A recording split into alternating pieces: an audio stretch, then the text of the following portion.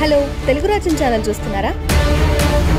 సామాజిక రాజకీయ జీవన చిత్రణే తెలుగు రాజ్యం. అతిశయోక్తులు అసత్యాలు ఉండవు. రాజకీయ కోణం కాదు, ప్రజా కోణమే కొలబద్ద. తెలుగు రాజ్యం వీక్షణ మీ ఉత్తమ అభిరుచికి నిదర్శనం.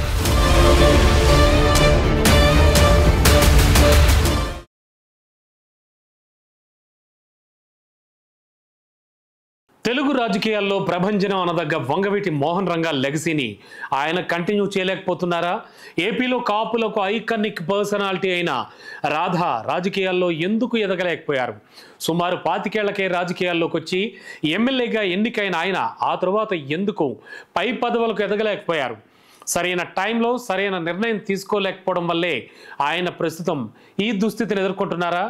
వంగవీటి రాధాకృష్ణ రాజకీయంగా వేసిన కొన్ని తప్పటడుగుల వల్ల ప్రస్తుతానికి రాజకీయంగా గడ్డు పరిస్థితిని ఎదుర్కొంటున్నారని పరిశీలకులు భావిస్తున్నారు.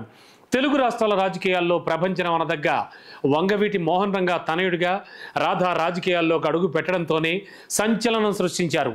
2004లో కాంగ్రెస్ పార్టీ తరఫున విజయవాడ తూర్పు నియోజకవర్గం నుంచి పోటీ చేసిన రాధా ఎమ్మెల్యేగా పిన్న వయసులోనే గెలుపొందారు. యువ నాయకుడిగా కాంగ్రెస్ పార్టీలో తండ్రికి తగ్గ తనయుడిగా రాజకీయంగా ఆయనకు మంచి భవిష్యత్తు ఉంటుందని అంతా భావించారు. అయితే మొదటిసారి ఎమ్మెల్యేగా గెలుపొందిన ఆయన ఆ తర్వాత వరుసగా తీసుకున్న నిర్ణయాలు రాజకీయంగా ఆయన ఎదుగుదలకు అవరోధంగా మారాయి.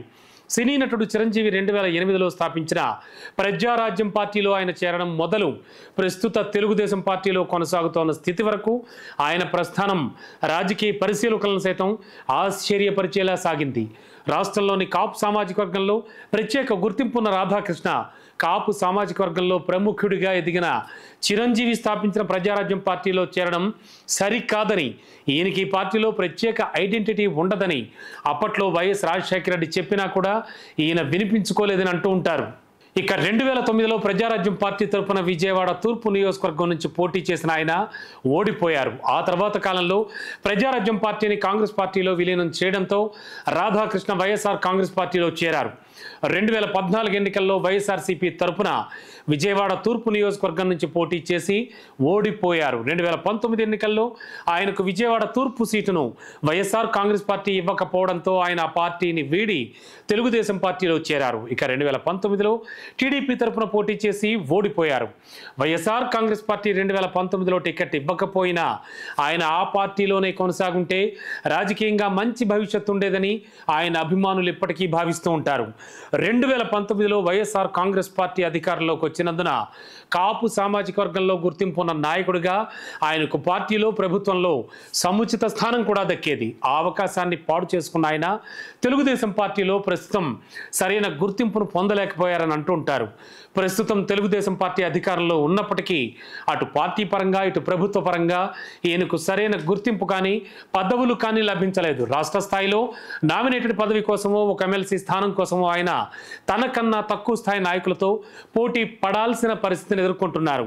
ఓ 10 మందికి తానే టికెట్లు ఇప్పించే స్థాయికి ఎదగాల్సిన ఆయన తానే పార్టీ అధిష్టానం వైపు చూసే పరిస్థితిలో ఉన్నారు. ఇది రంగా అభిమానులను వేధిస్తోంది. కేవలం ఒక కాపు సామాజిక వర్గం నాయకుడిగానే కాకుండా అన్ని వర్గాల ప్రజల అభిమానాన్ని పొందిన వంగవీటి మోహన్ రంగా పేదల పక్షపాతిగా 1980లోనే రాష్ట్ర స్థాయిలో ప్రముఖ నాయకుడిగా గుర్తింపు పొందారు. ఆయన తనయుడిగా రాష్ట్ర రాజకీయాల్లో చక్రం తిప్పాల్సిన వంగవీటి రాధా ప్రస్తుతం రాజకీయంగా గడ్డు పరిస్థితి ఎదుర్కొంటున్నారని చెప్పాలి. తనకు సరైన గుర్తింపు లేని తెలుగుదేశంలో కొనసాగాలా లేక భారతీయ జనతా పార్టీ వైపు జనసేన వైపు అడుగులు వేయాలా అన్నది తేల్చుకోలేకపోతున్నారని అంటున్నారు. ఆల్రెడీ కాపు సామాజిక వర్గానికి రాష్ట్ర స్థాయిలో ఐకానిక్గా ఉన్న పవన్ కళ్యాణ్ పార్టీలో చేరితే ఈయనకు జనసేనలో ప్రత్యేకమైన గుర్తింపు ఉండదని ఆయన అభిమానులే అంటున్నారు. 20 ఏళ్లకు పైబడి రాజకీయాల్లో ఉన్న రాధాకృష్ణ ఎన్ని పార్టీలు మారినా కేవలం ఒక్కసారి మాత్రమే ఎమ్మెల్యేగా గెలవగలిగారు. దేశవ్యాప్తంగా మోడీ ప్రభంజనం బీజేపీ గాలులు బలంగా వీస్తోన్న ఈ దశలో ఆయన భారతీయ జనతా పార్టీలో చేరితే మంచిదని ఆయన అభిమానులు భావిస్తున్నారు.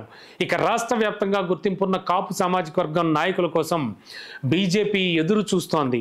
అవునన్నా కాదన్నా టీడీపీ కమ్మ సామాజిక వర్గానికి, వైఎస్ఆర్ కాంగ్రెస్ పార్టీ రెడ్డి సామాజిక వర్గానికి ప్రాధాన్యం ఇచ్చే పార్టీలుగా జనంలో ముద్ర వేసుకున్నాయి.